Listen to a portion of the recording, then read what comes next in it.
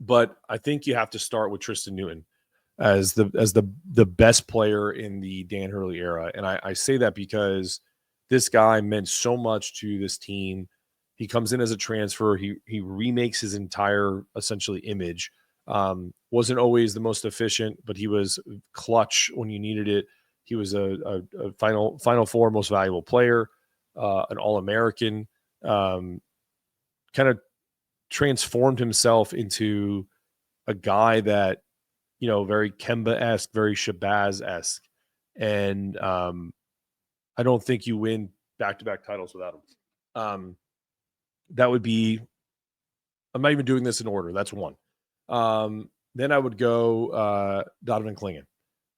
The impact that Donovan Klingin created on the defensive side was so impactful that in his freshman year, he didn't start and he didn't play probably more than 20 minutes most games, but yet Evan Miyakawa had him as, I think, his second most impactful player in the country that year, just based off of the minutes he would play.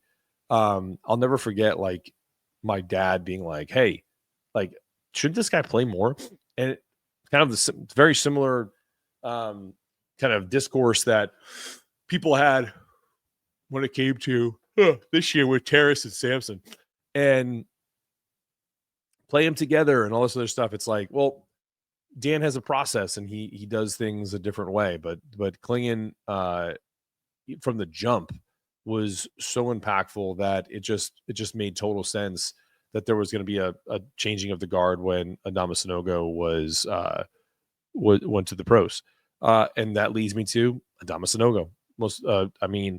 The dude could get a bucket whenever he wanted.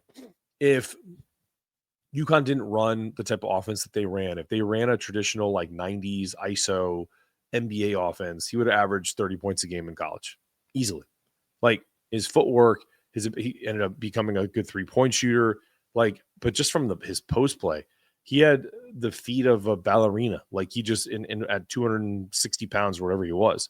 And I, to this day, have said if he was born 10 years earlier, he'd be a pro, an all-star. I mean, think about guys like Corliss Williamson and Rodney Rogers, like those players, like that's who he was like.